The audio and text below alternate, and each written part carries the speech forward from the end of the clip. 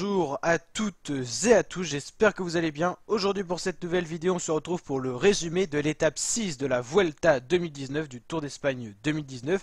Une étape très longue aujourd'hui, 198,9 km, étape de type accidenté, vraiment un profil pour les baroudeurs. C'est ce qu'on va voir dans un instant, étape qui reliait Mora de Rubielos à Ares del Maestra.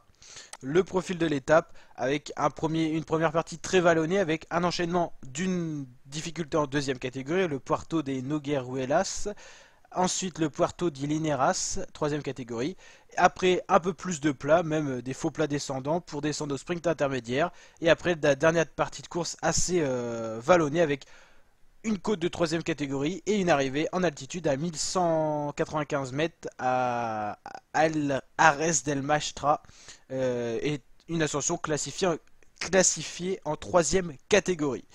Donc une étape de baroudeur, il y a eu une très grosse échappée qui s'est constituée dès les premiers kilomètres. Fallait être fort à la pédale pour être dans cette échappée, ça a beaucoup roulé dans la première heure de course.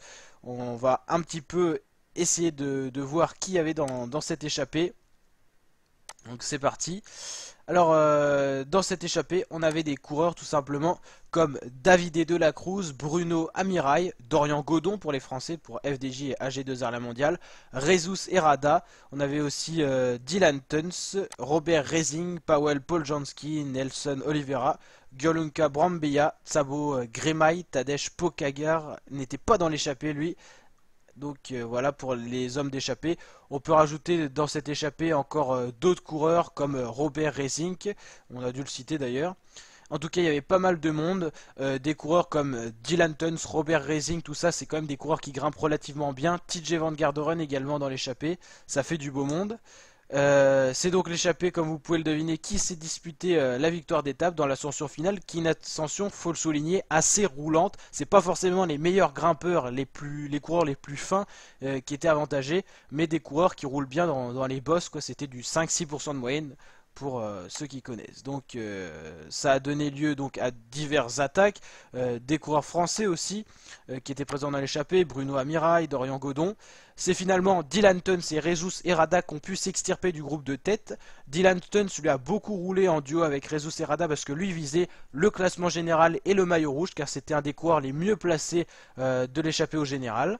Et le peloton a laissé assez d'avance pour justement que ce maillot rouge puisse se jouer. C'est donc Jesus Herrada, l'espagnol de la Cofidis, qui va remporter cette étape. Belle victoire d'étape pour la Cofidis, ça faisait longtemps qu'ils attendaient une victoire d'étape sur les grands tours. La dernière c'était sur la Volta 2018 avec Nasser Bouhanni. Dylan Tuns fait 2 et empoche le maillot rouge. Troisième place et bonne place de Dorian Godon. Quatrième Robert Gesing. Cinquième Bruno Amirai. Sixième Powell Poljanski. On retrouve Nelson Oliveira, Brambilla.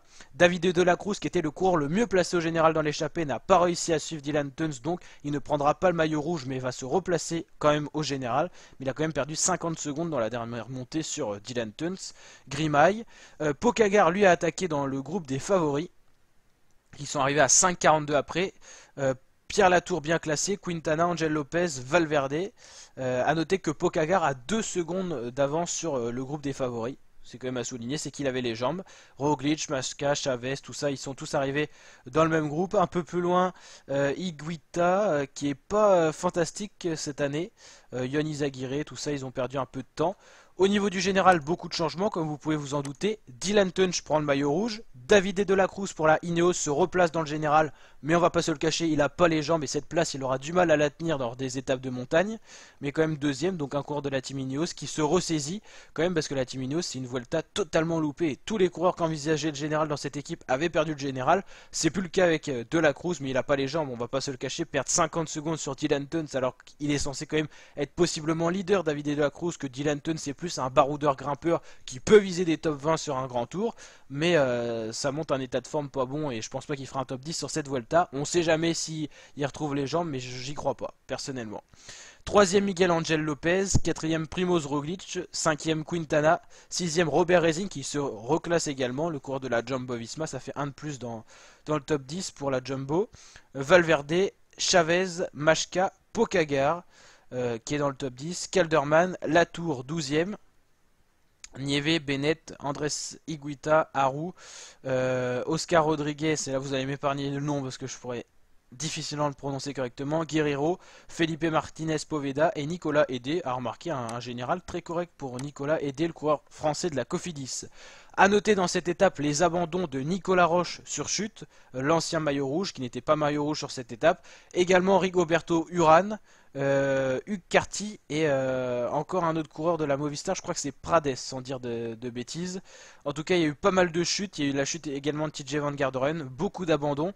Et donc le top 10 c'est un petit peu modifié déjà parce que l'échappée allait au bout. Et en plus qu'on a eu ces abandons, Nicolas Roche était dans le top 10, Rigoberto Urán aussi. Après il y avait des coureurs du top 20 qui ont abandonné, donc ça bouge pas mal quoi. Meilleur sprinter c'est toujours Sam Bennett. Meilleure équipe, c'est la Movistar, mais la Jumbo-Visma revient bien grâce à Robert Racing qui s'est reclassé. Meilleur grimpeur, Angel Madrazo, ça change pas, 33 points. Et meilleur jeune, Miguel Angel Lopez, ça ne change pas. Mais attention à la jeune pépite Tadej Pogacar qui a montré qu'il avait les jambes quand même. Hein. Et c'est un coureur offensif, donc ça réserve bien des surprises encore.